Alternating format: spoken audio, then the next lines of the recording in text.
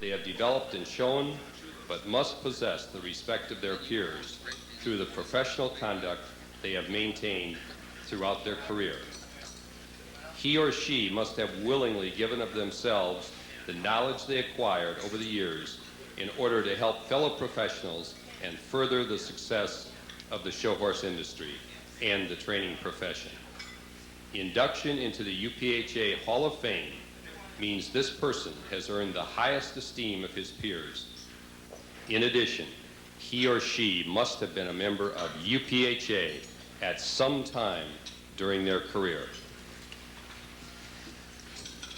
Now I'd like to call Larry Bacon forward for our Hall of Fame presentation. And if I can direct your attention to the screen. Richard F. Wallen was raised in a family of horse trainers. He and his twin Raymond and brothers Vern, Darrell, and Carl all followed their father into the profession. With his wife Marilyn, Dick has created a dynasty of his own. It all began in the 1920s. Dick's father, Harry B. Wallen, ran the largest all-purpose stable in Kansas and was a master horseman who, in addition to putting a contender in the ring, was accomplished at high schooling horses and teaching them tricks, a skill he passed on to his sons. After high school, from which Dick missed his graduation to attend a horse show, he worked with his father in training the famous Shriners White Horse Mounted Patrol in Sioux City, Iowa. They handled more than 40 horses and put on a 2-hour show. When Harry Wallen died in 1941, Dick took over as head trainer. But by 1942, he was off to war. With the army in Italy, Dick, who missed training horses, purchased a tiny donkey foal for $10. He named her Ada, after Mussolini's daughter. I'd come in the area and I'd holler, "Hey," they'd real drag it out like that, and she'd come running to me and braying, oh, you know, and she thought I was her mother, but because I was really looking after her. He trained Ada to do an array of tricks, and together they toured camps and hospitals to entertain the troops. More than once, hospital officials reported wounded soldiers who had not smiled until Ada and Dick came to call. I was overseas 26 months. My last 10 months, that's all I did was work for Special Service, go around and put on shows as jackass. And I got her house broke, and she'd go up and down steps, and, you know, we carried her in all kind of vehicles.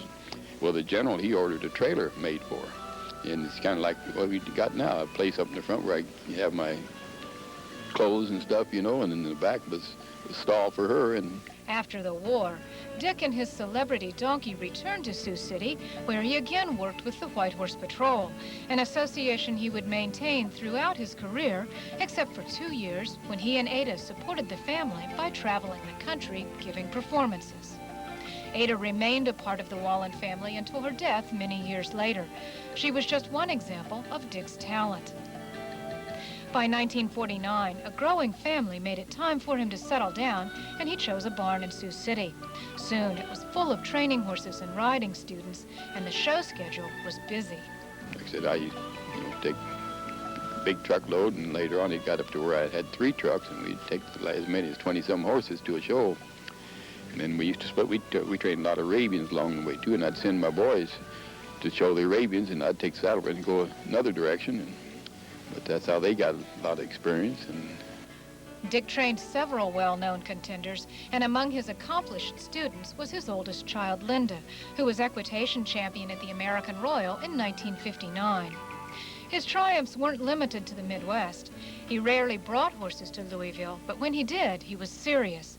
Bermuda Triangle, a 2-year-old of 1979, was Reserve World's champion to Skywatch. The following year, it was a different story.